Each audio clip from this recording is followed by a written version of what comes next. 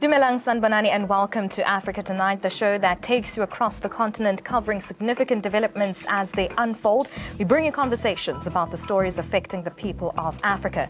Good evening and thank you for joining us. I'm Leseho Mugwanane. Let's take a look at news making headlines across the continent.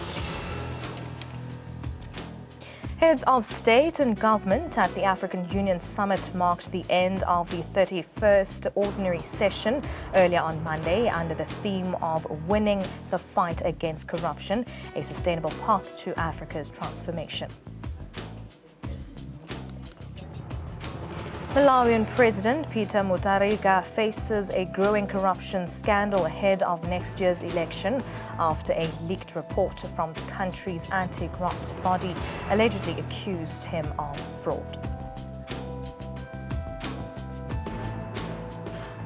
Some 2,000 police officers stationed in Boko Haram hit northeast Nigeria demand months of back pay in an angry protest marked by tear gas and gunshots fired into the air.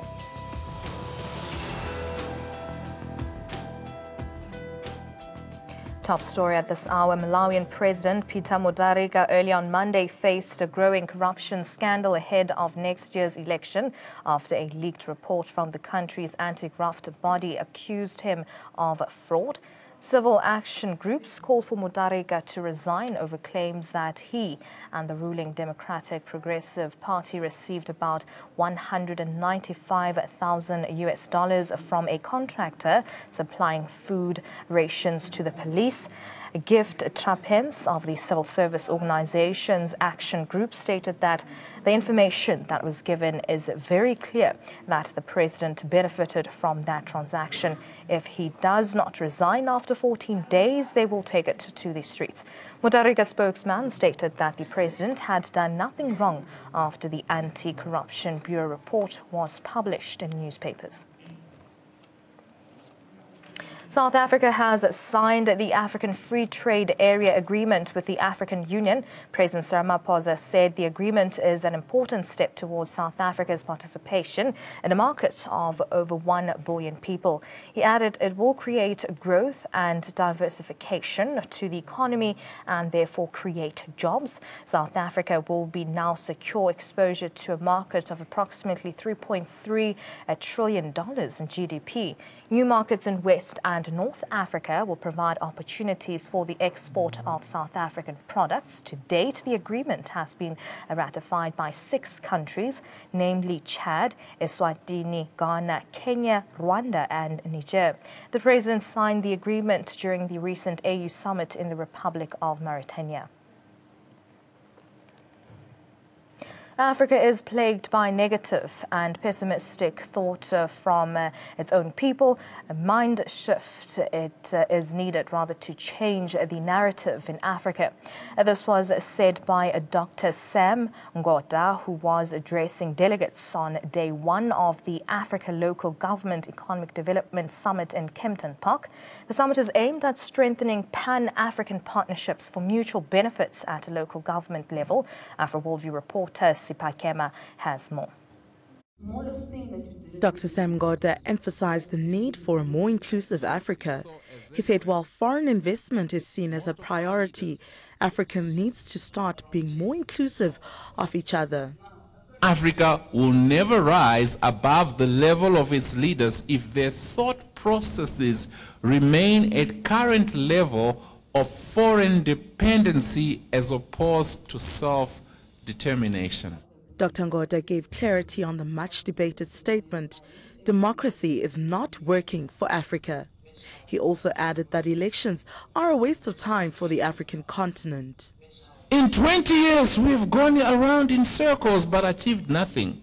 Democracy is not working for us if that's what democracy is about.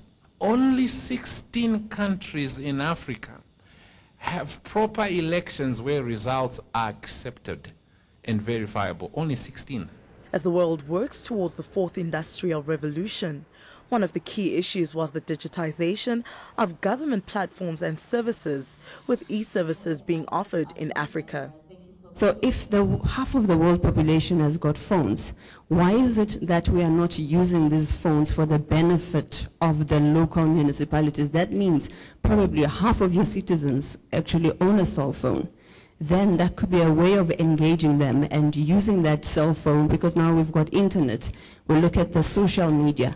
President of the Institute of African Royalty, Zolani Mkiva, said Africans need to keep its African way when developing the continent, and that Africa must not lose its Afrocentric ways. Why can't we change our way of planning and think like Africans and plan like Africans and look at our setting as Africans and begin to say that let's have an Afrocentric approach to local government and take into account the extraordinary circumstances that we have, which are a blessing. Day one of the African Local Government Economic Development Summit focused a lot on being Afrocentric and how the narrative needs to be changed by the African people to ensure that we show a positive image of Africa and we start embracing our own Africanness. Sipa Kema for Afro Worldview, Kempton Park. About 2,000 police officers stationed in Boko Haram hit northeast Nigeria demands months of back pay in angry protests marked by tear gas and gunshots fired into the air. Members of the mobile police units who perform escort duties as well as man checkpoints and patrol with the military demanded up to 6 months' arrears and better accommodation. They blocked the main road outside the police headquarters in the Borno state capital, Maiduguri, chanting slogans including "Pay us our allowances or there will be no peace." Protesters let off tear gas and fired volleys of gunshots into the air. And now joining us over the phone line is Nwora Okonkwo, Nigerian expert. A very warm welcome to you and thank you so much for your time. Now, police in Nigeria are not happy at this point. Why has the government been treating police in this manner? Thank you, Leseko, for having me on your studio. I think that's the question for the top management brass for the police to look into. The Inspector General of Police should be able to answer that, because this strike is actually engaged by the junior police officers, if you noticed. So it's the management should look into this and make sure that such things do not occur, because if this occurs, it's going to bring down a breakdown of chaos in financial institutions like the banks and the way they maintain the law and order. So they are in a better position to answer that. And at this point, do we know how long this kind of treatment has been going on for?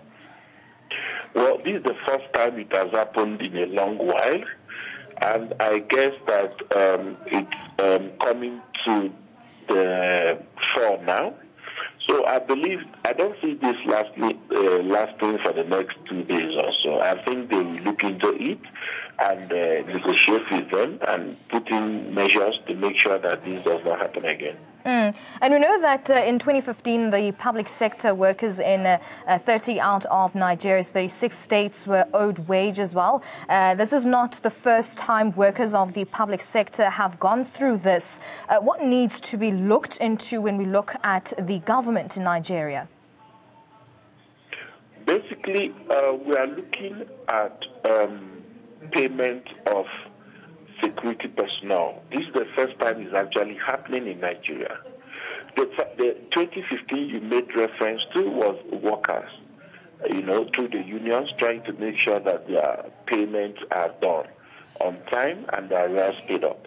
So what needs to be done going forward, not only for the private sector, not only for the security sector, is that when budget is allocated for staff payment of salaries, staff need to be aware if there's going to be any delay whatsoever that this is going to happen. Therefore, they make plans for that.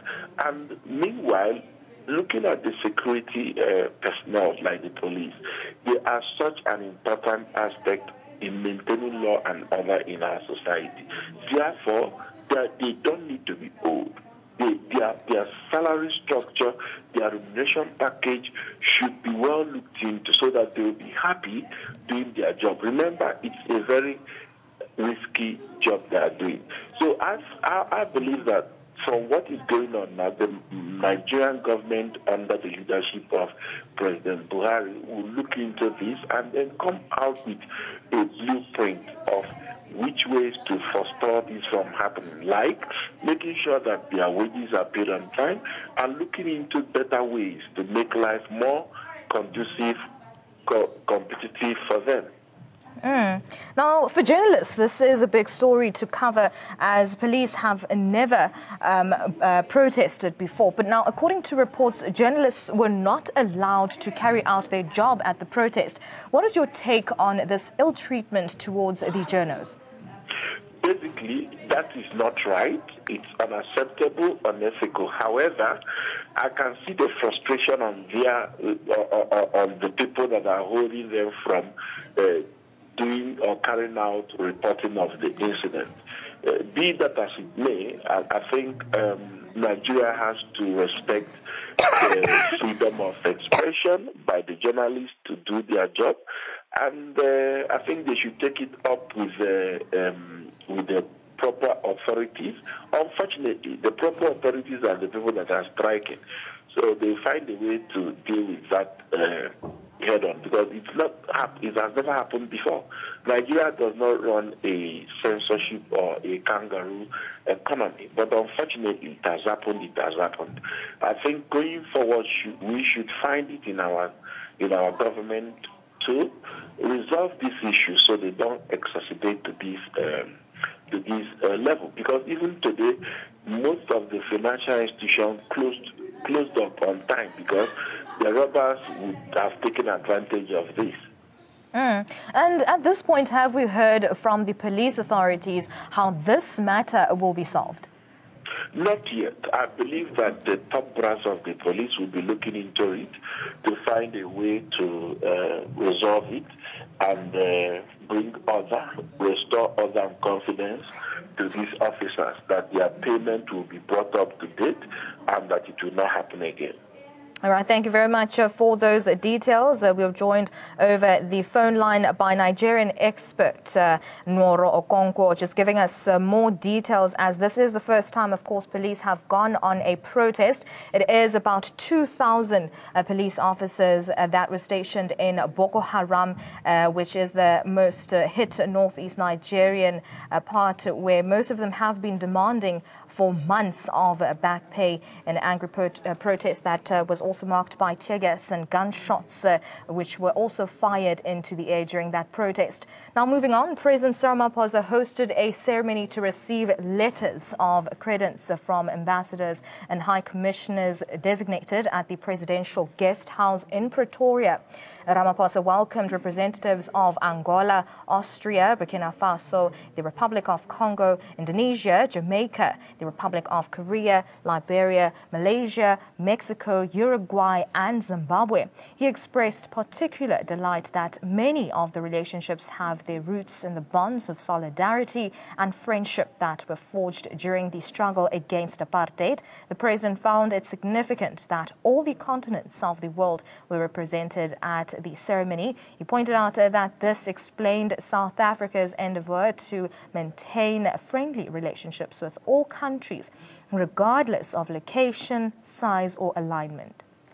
This ceremony further strengthens the ties between our countries as we welcome the esteemed representatives of Angola, of Austria, Burkina Faso, the Republic of Congo, Indonesia, Jamaica, the Republic of Korea, Liberia, Malaysia, Mexico, Uruguay, and Zimbabwe. Your presence here is a firm indication of the commitment of your respective governments to maintain and deepen relationships with South Africa.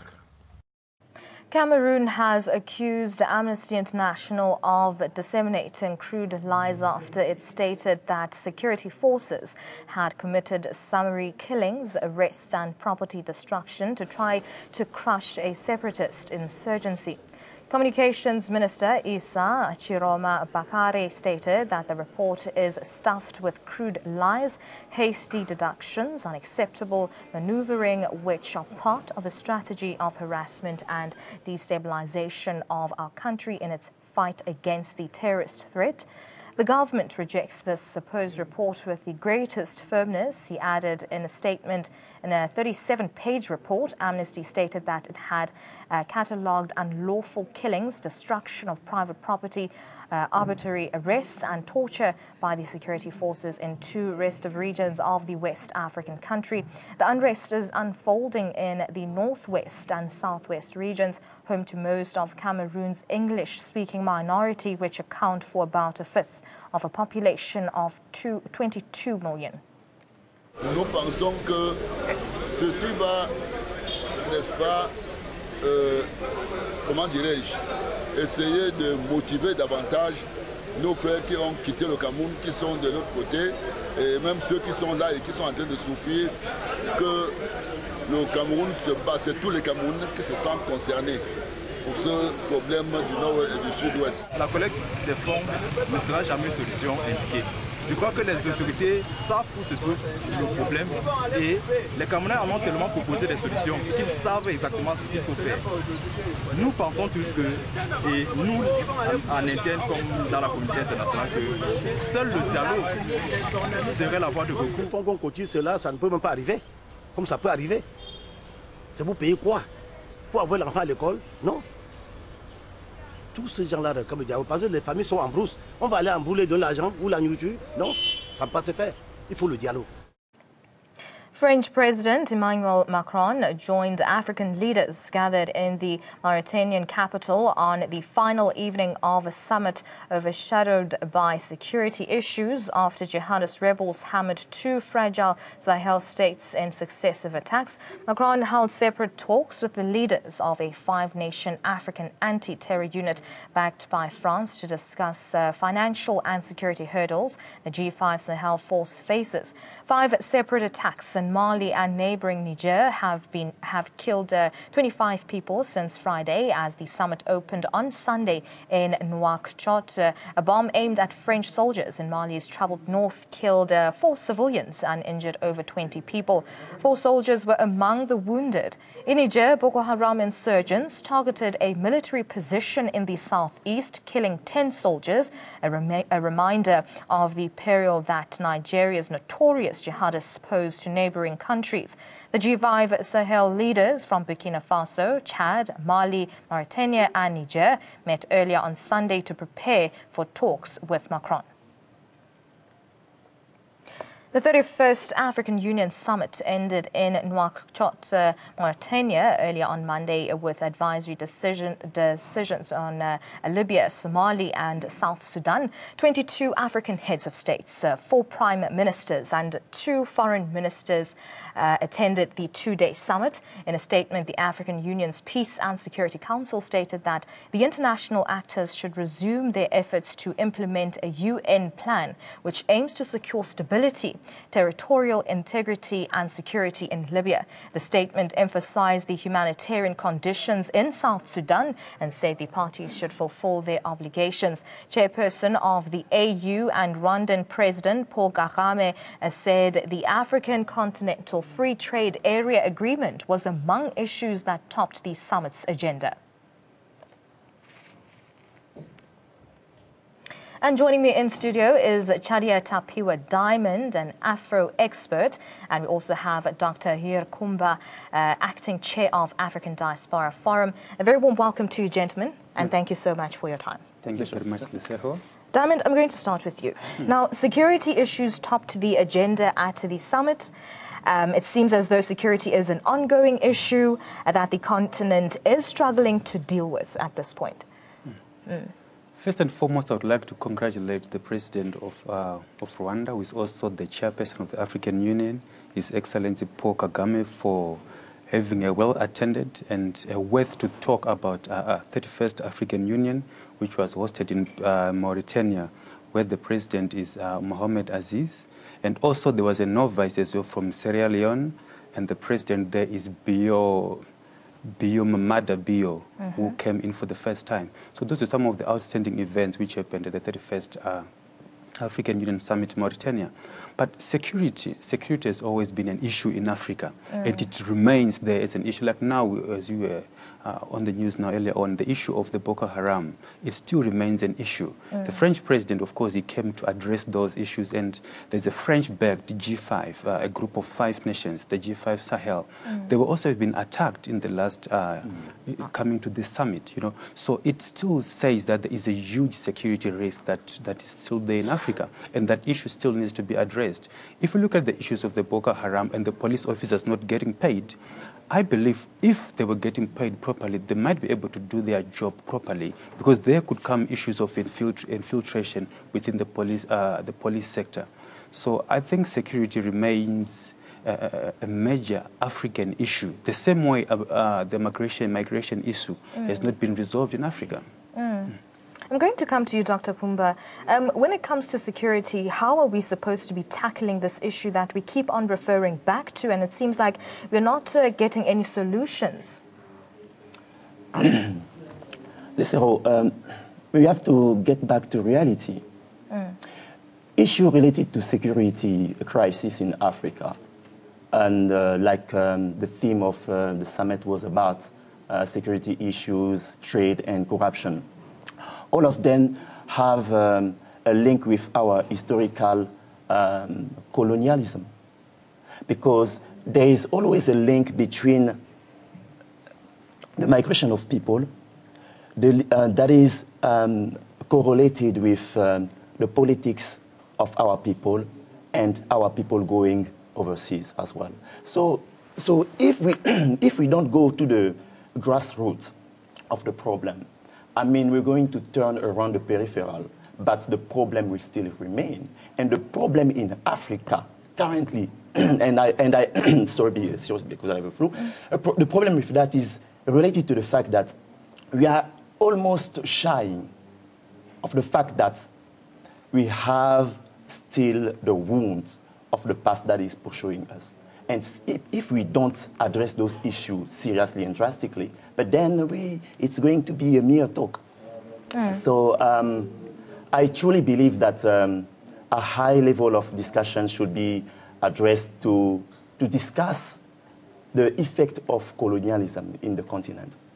Because you will see that most, for instance, French country, up to now, for more than 70 years, have not been yet in their feet, simply because we are still holding to colonialism agreements that is controlling our economy.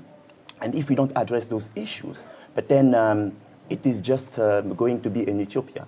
Yeah.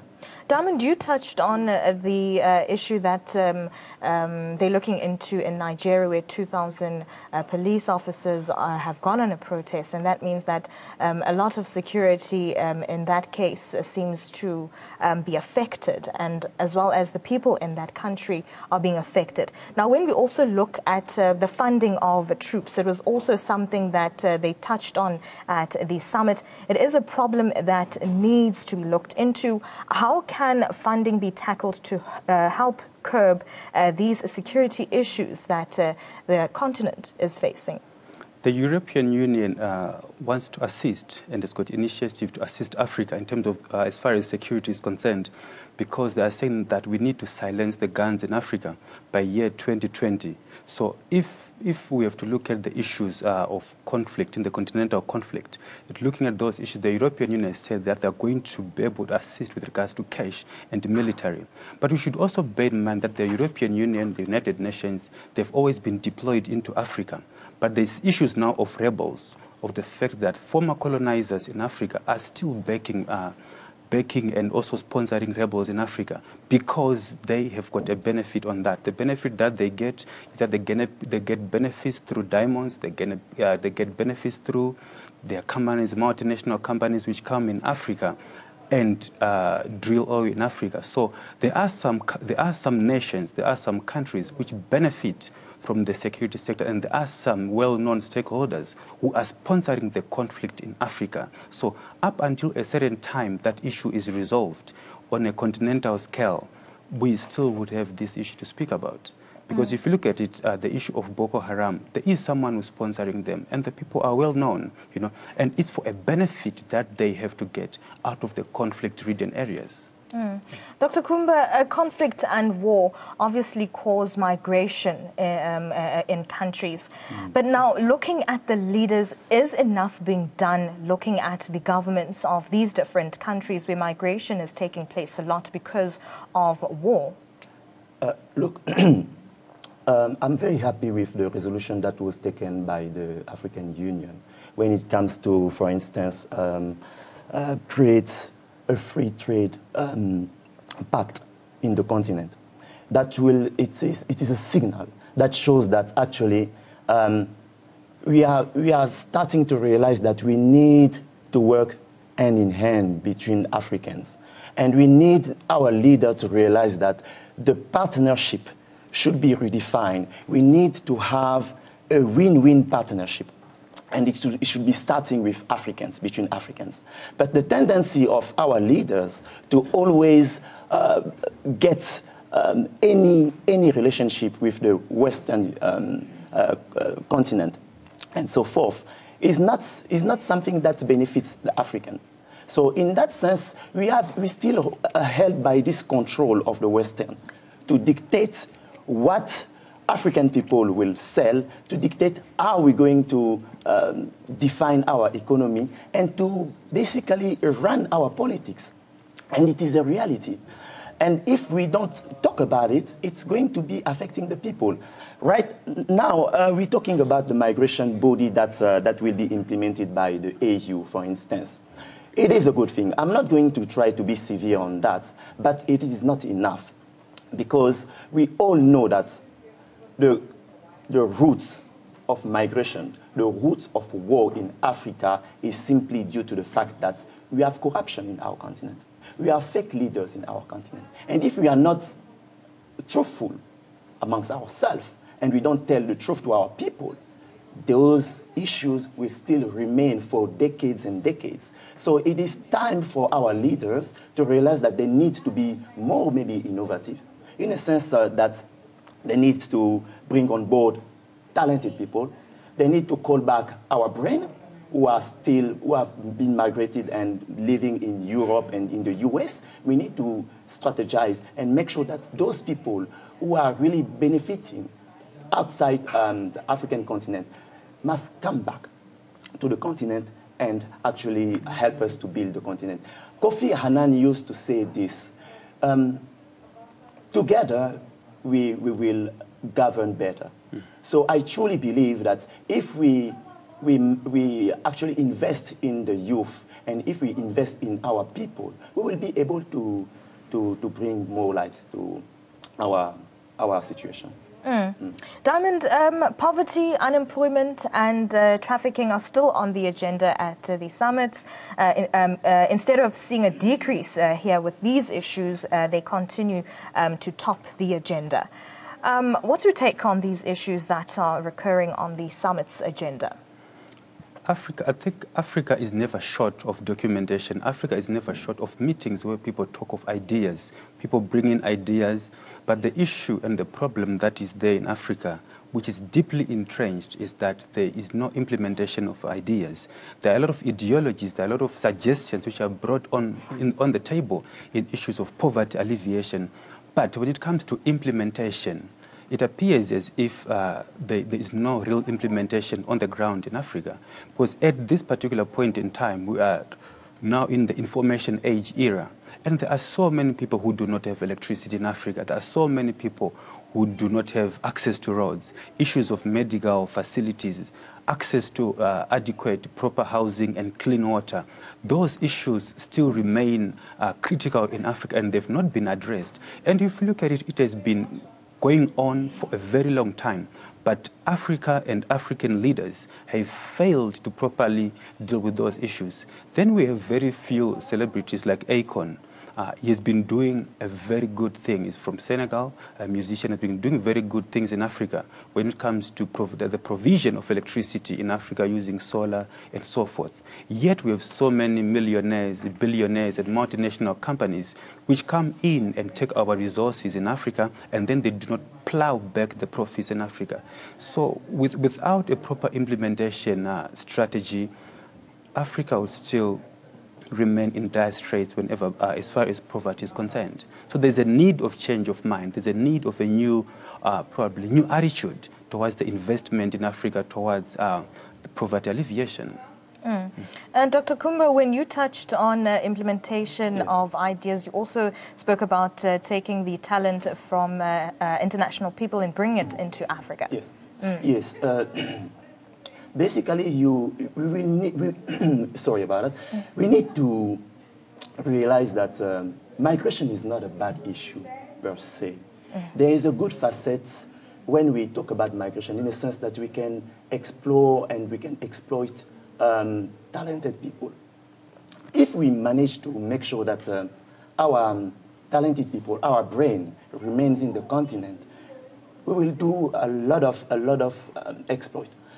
But it is not for the benefit of people who don't like Africa, simply because they will make sure that they know that in Africa we have the potential, we have the youth, we have the brain, we have the mineral resources. So if the African child is controlling all of it, but then we will be a very significant competitor for the world.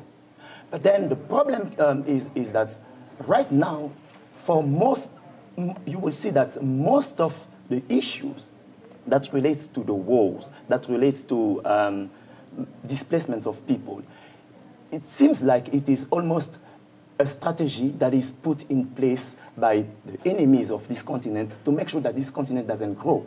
And then every time that we are having this discussion, people have the tendency of thinking that African people are only complaining, they're crying. Yes, we are complaining and we are crying, but the problem is that it's more deeper than that, simply because we're not in control of our resources. We're not in control of our health. We're not in control of our wealth. So all those issues, like my co-panelists was saying, are really true. We need to tell the truth to our people. So this is basically what we need to do. I am happy with the effort that is done by the members of the African Union. However, the African Union needs to find another way of restructuring themselves, because it is almost a mimic of the leadership of our different head of state.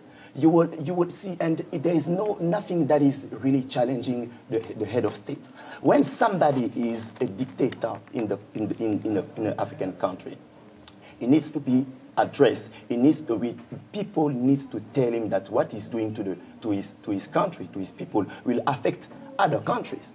So, for instance, if in Zimbabwe there is something that is done badly, but then South Africa will be affected, it is a fact. And then from that, the president of South Africa cannot shy away and not intervene. Something has to be done. But with the tendency that we have is that around this whole structure, there is more politics and diplomacy than true solution that should be revealed. Now, on that point where you're saying that if one country on the African continent is affected, then all the other countries around it are also affected. When it comes to free trade as well, it seems as if it's something that the AU is not having much discussions around. How far are we when it comes to those talks around free trade? Wow, Lesero, this is a beautiful question, because Africa has been crying for this connectivity amongst ourselves. And it is like the President, His Excellency Cyril Ramaphosa said, it will benefit the whole continent. In a sense that now we will more invest into our culture, we will invest in our products, and it will be trade with less taxes. Imagine that you want to buy a car in UK, and then you bring it in Africa. It will cost you billions. Instead of buying your own car in Africa, you will have less tax to pay with regards to that. It will benefit the youth because now you will actually reduce the displacements of people. You will create more dream and more hope for the youth. And from that, it is a good step towards what we're trying to achieve. So for that, I will just lift my hat and say it's a good innovation that was done by the African Union. Yeah. Diamond, do you think that we are quite far ahead when it comes to free trade on the continent? Well, free trade, like what we saw on the last incidents where there was, on the last conference, African Summit, there were 44 of the 55 member states which signed. And correctly so, in the last one that we had South Africa signing in, we had Sierra Leone, we had Lesotho, we had Burundi, we had Namibia.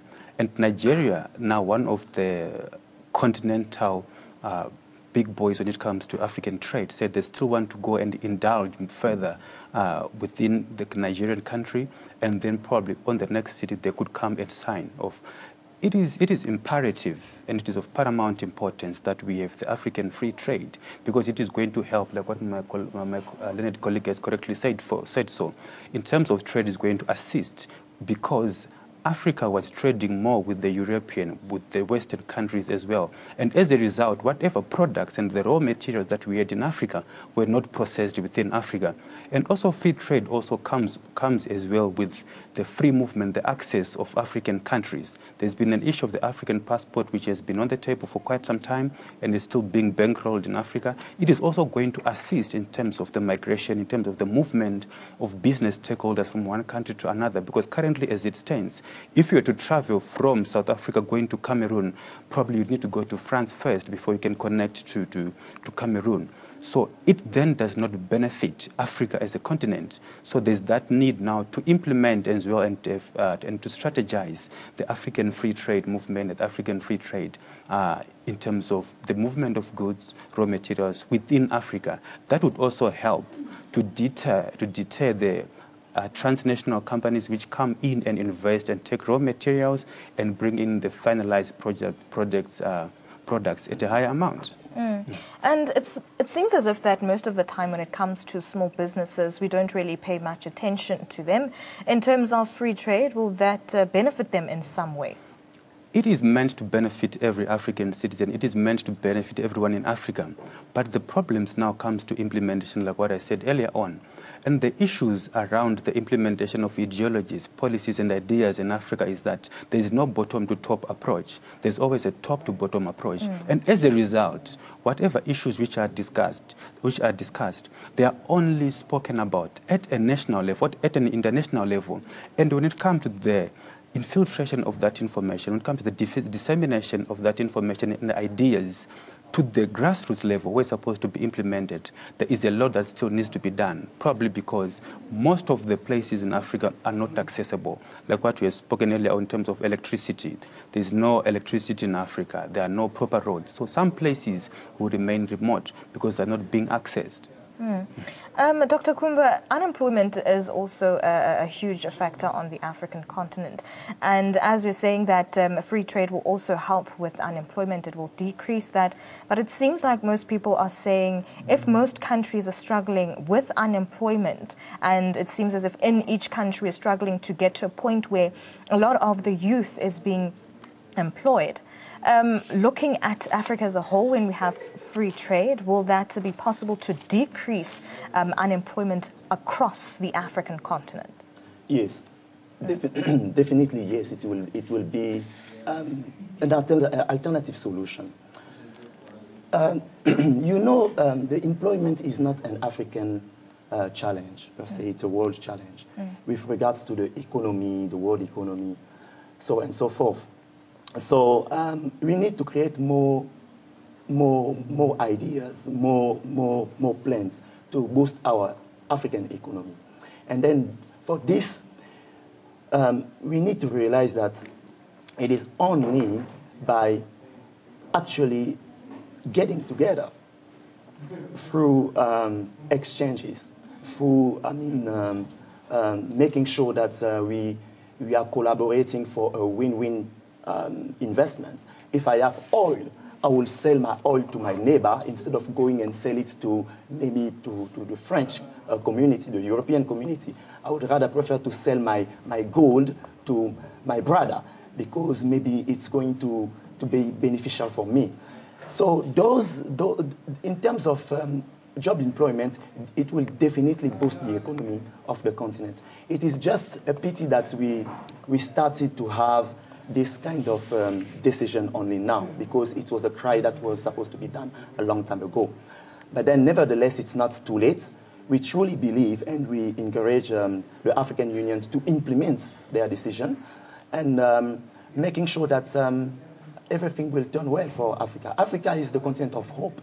Africa is the youngest continent in the world. So we truly believe that it will get there. It seems as if we're struggling with implementation most of the time. We do come up with plans, we do come up with ideas, but it seems as though we get stuck when it comes to implementation.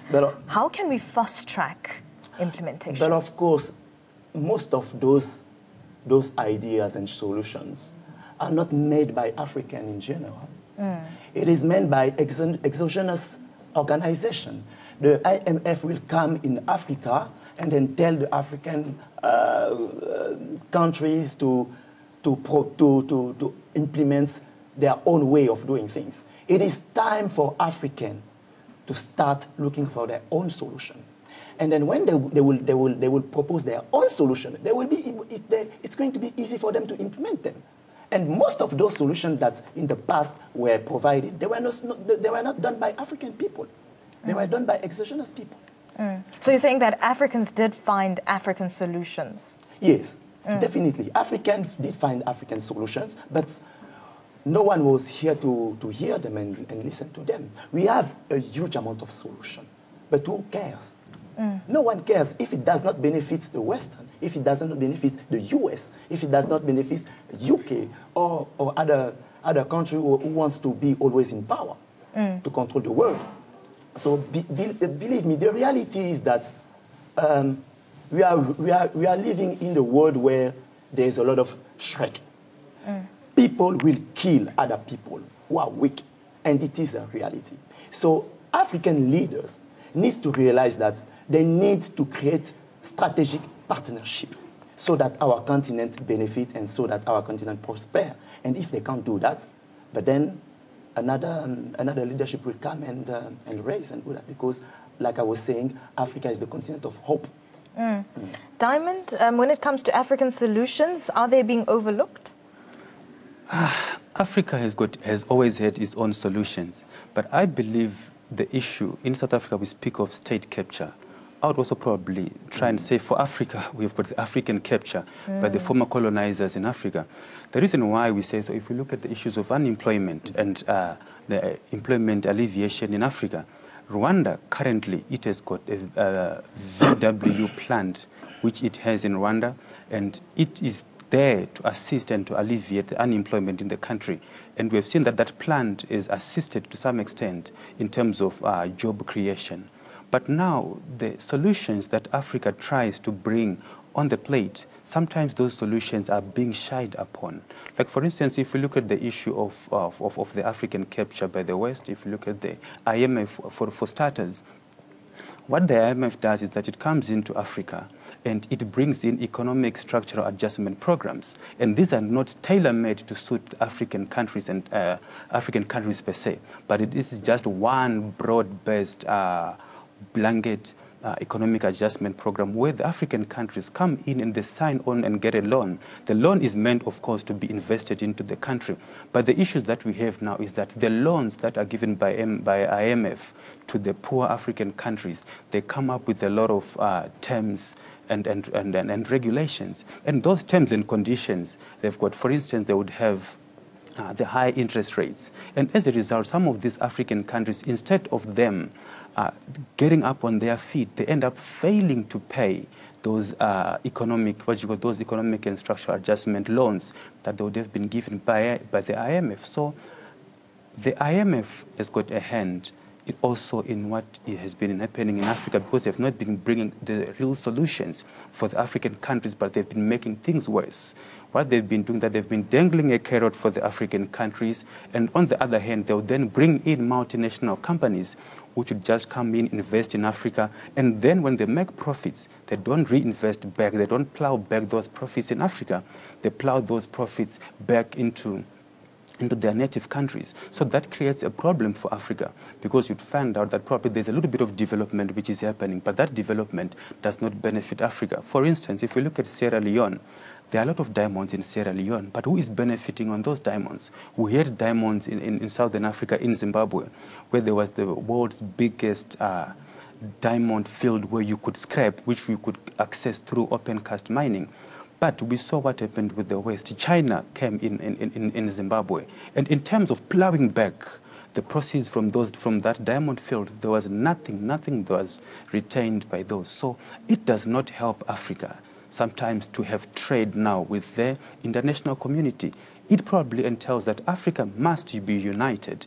Africa should then have its own solutions, brother to brother, father to father, and then it would be able to assist the African issues that we have, because after all is said and done, the West does not care much about Africa. It only cares, the West and the East, they only care about what they get from Africa.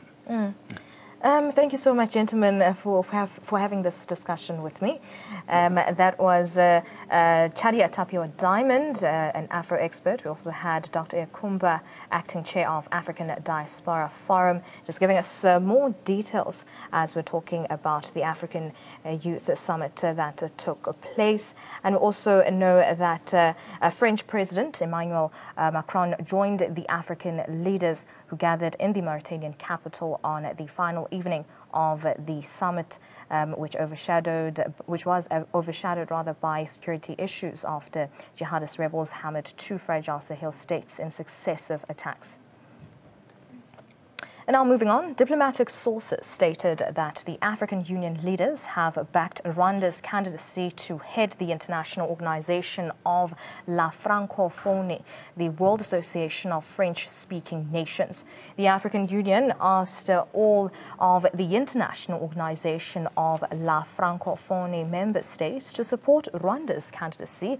Rwandan Foreign Minister Louise Mushikiwabo, who's aged 57, launched a campaign last month to become the next leader of the French-speaking equivalent of the Commonwealth, despite her country's decision to prioritize English as an official language a decade ago. Decision of collective support for her candidacy was made at an African Union summit in the Mauritanian capital, Nouakchott, according to another Francophonie member state's foreign minister. The fast-growing phenomena of WhatsApp chat groups has culminated in the formation of the Broad Pool of Ideas Foundation, or the BPI in short. BPI's mandate is to put black progressive formations and causes at the center of economic transformation in South Africa and the rest of the continent. The Broad Pool of Ideas Foundation's inaugural summit, themed Beyond Blackness, putting radical social economic transformation in practice. The launch gala dinner hosted government, black business and academia to find realistic means for economic inclusion. The Broad Pool of Ideas Foundation aims to resuscitate black organizations beyond political party affiliation. As many black groups face serious challenges, it's incumbent for thought leaders to put the economic agenda at the center of debates. We've established a network where we trade amongst ourselves, we create opportunities for ourselves, we share opportunities amongst ourselves, and it's working. It's working. I can tell you now that between October last year and I think, if I'm not mistaken, March this year, about 6 executives were given opportunities. It's general knowledge that those in business are denied access to credit, face barriers to entry, and remain outside economic participation. This scenario gives impetus to the Broad Pool of Ideas Foundation, which shares networks, business opportunities, and access to market amongst its members. I think this is the most important era I have seen where we're struggling with how to move the concept of participating meaningfully in industrialization, in manufacturing, in distributing and exporting that which we manufacture. But that starts first, among other things, with the ownership of land. Minister of Small Business Development, Lindiwe Zulu, says the governing party is cognizant of past failures, successes and challenges ahead. She encourages all South Africans to work towards a common goal for economic transformation to be realized. We need to be in such places. I thought we need to motivate people and be able to say to people, despite whatever challenges were there in the past 24 years, me now I'm already looking at the future. And I'm saying in the past 25 years, there's been the good, the bad and the ugly. Both in some policies and everything, and both in us sometimes not understanding how we have to keep and stick to a particular direction. Radical socio-economic transformation remains a pipe dream for over 6 million unemployed youths. And according to Statistics South Africa, unemployment remains the biggest contributor to poverty. 6 million of these people that are unemployed are between 15 and 34. Of that 9.5, 6 million of them are between 15 and 34. 5 million of those that are unemployed are women. That's the gender dimension. It's broken. There's a racial dimension to it. 8.5 million are Africans. The rest of other racial groups got about combined, they've got 900,000 unemployed. 8.5 million of the unemployed are Africans. That tells you the challenge we're facing. Now we control poverty, income inequality. If you look at State SA, they also say the major contributor to poverty is unemployment. With the Broad Pool of Ideas Foundation, Beyond Blackness debate on putting radical socio-economic transformation in practice, it's time to put shoulder to the grind and come up with workable programs to realize equality through economic inclusion. Bureau Report, Afro Worldview. Sophia, the famous artificial intelligence humanoid robot appears for visitors of the MCIT International Expo in Addis Ababa, Ethiopia. She is designed by Hong Kong firm Hanson Robotics and can express her emotions through a number of facial expressions via a large number of motors under her skin. It is a great pleasure to finally be visiting Ethiopia. The programmers at ICOG Labs who helped Hanson Robotics build my software have always told me what an amazing country it is. I was really excited because, it's like a big deal for Ethiopia, but I was really nervous because I'm scared of her, basically, and artificial intelligence. But when she started talking, she was saying that, she wanted to help humanity, and she was saying that, artificial intelligence is a good thing. So I thought that speech was really good. Sophia has her own character, right? So what we're planning to do is build a new character which has Ethiopian flavors, Ethiopian philosophies. So what we're currently doing to enable that is, in the first phase, we're trying to add more robust text-to-speech and speech-to-text recognition, because when you talk to her, she has to hear you and reply back from a set of responses. So we're trying to make the software that can process Amharic and different Ethiopian languages more robust. The Department of International Relations and Cooperation has launched the Travel Smart campaign to create awareness of the services they offer South Africans in distress or destitute abroad. Afro Worldview reporter Muibone Ramatole has more. The department has advised South African citizens intending to travel abroad to familiarize themselves with the rules of the country they are going to before embarking on the journey. The department says this helps to minimize distressing situations. Consular assistance is aimed at protecting the interests of our nationals abroad in keeping with customary international law and practice and the obligations that a government has towards its citizens. The department managed to safely bring back 49 student teachers who were trapped in China a few weeks ago. As Mr. Fenter represented all the families of the 53 young ones who went to China, we had to deal with the arrest of them for violation of the visa laws in China, not in South Africa. As I'm addressing you, 49 of the group has returned home safely. The deputy minister said the remaining 3 citizens are still being investigated in China for their alleged involvement in the scam.